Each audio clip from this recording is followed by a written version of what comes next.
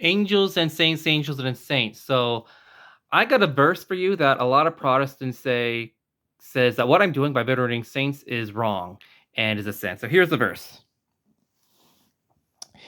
It is 2 Colossians 18. Let no one cheat you who takes pleasure in self-abasement and worship of angels. No venerating angels, that means no saint veneration, and enters vainly into what he has not seen popped up by his mere human mind. It goes on to say in the next verse, such one is not united to the head, and from the whole body supplied and built up by joints and ligaments attains the growth that is of God. So basically, it says that you're not to do this. So let's take a look at this, what this verse actually says. First of all, it says some other things aside from the worship of angels. It says that no one cheat you who takes pleasure in self-abasement. Okay, so let's look at a previous thing that Paul also says in this same letter. And first Colossians 24. I rejoice now in the sufferings that I bear for your sake. And what is lacking are the sufferings of Christ to fill up in my flesh for his body, which is the church. No one takes pleasure in and it also goes on to say, let no one cheat you who takes pleasure in self-abasement. Yeah, that sounds like Paul, he's rejoicing in his sufferings. Like, that's literally taking pleasure in self-abasement, at least if you want to take it that literally. So one way is you can interpret this, if you want to be consistent interpreting this, as saying that you cannot venerate angels at all, and that's in of itself bad. Well, by that very word, we have to ignore all the works of the Apostle Paul, as he literally just said he takes pleasure in self-abasement. That's taking this verse out of context. And we see further on in chapter 2, in chapter 2, verse 23, he says that which, to be sure, have a show of wisdom in superstition and self-abasement, and are treatment to the body, but are not to be held in esteem and lead to the full gratification of the flesh. So he's basically saying that these things are being done to like gratify themselves and make themselves look good. Asceticism, hey, is great. And Paul says it's not just a show. He's not just saying in the previous verse that, hey, I'm suffering too, I should be better. He's saying, hey, I'm rejoicing in my sufferings because they're making up what's lacking in the sufferings of Christ. That is literally saying they do have value. So that's what Paul's really saying here about self-abasement, and saying he talks about the worship of angels in the same breath.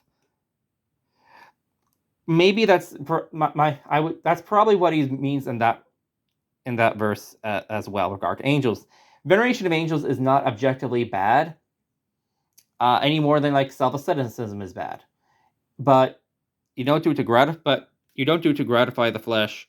You don't do it to please people. Like, these people are interested. So, but what's going on here in the wider context of this verse is that Paul is dealing with like Judaizing. So he's talking about circumcision. See later on in the previously in chapter 2, he goes on talking about circumcision and how they're not to be circumcised, and he goes on about how they're not to be bothered by things like keeping Sabbath or etc. Basically, what he's going on about when it talks about gratification of the flesh, he's talking about people who are using self-mortification and asceticism and angel veneration as a novelty. Now, at this time, there are certain things going on with angel veneration, a bit of historical context, that are not done by Catholics anymore. Or I wouldn't say anymore. We just don't do them. So they're like, for example, they're like incantation magical bowls that are being written up, and cursed tablets are being written up, invoking angels like Michael and Gabriel and various saints. They found, in fact, I think they found even Alexandria, if I recall correctly, a curse tablet, a curse bowl that invokes Jesus to curse someone. So they're worshiping.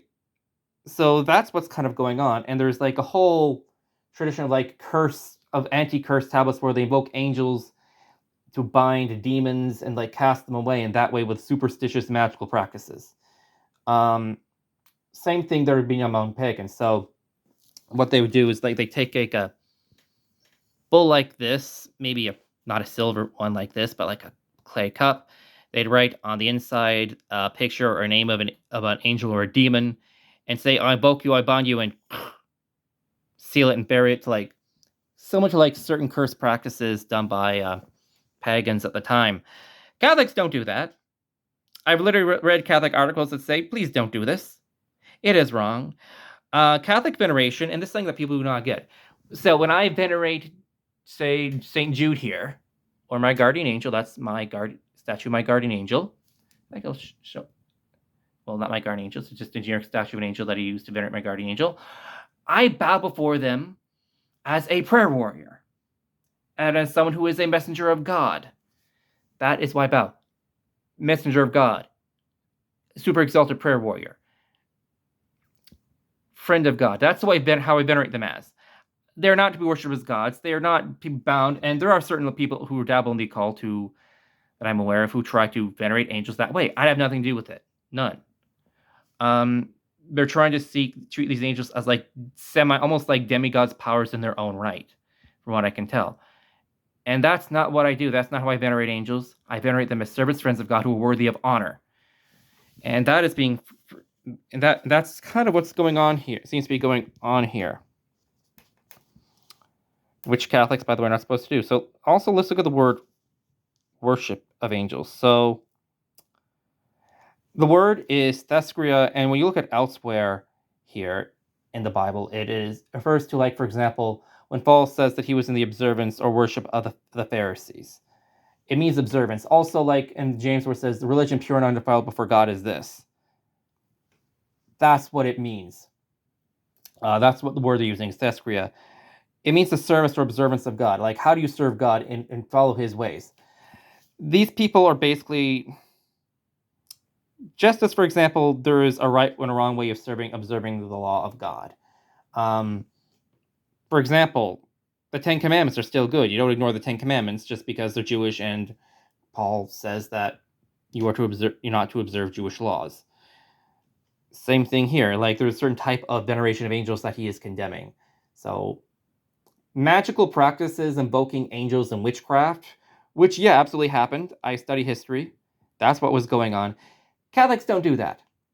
If you see a witch saying they're invoking the Archangel Gabriel or Michael or even Jesus, yes, it happens, don't go with them.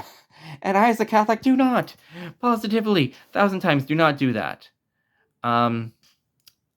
Prayer warrior, veneration. And elsewhere, I do want to point out let me just mark here because I was doing readings.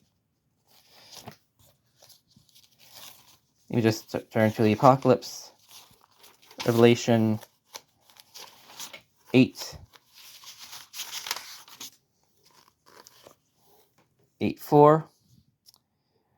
And the prayers of the saints there went up for God from the angel's hand, and the smoke of incense. So the angels do intercede for us. I was even chatting online with someone last night who was trying to argue that the angels presenting the prayers of the saints for God and burning as incense before God is not the angels praying for us. How?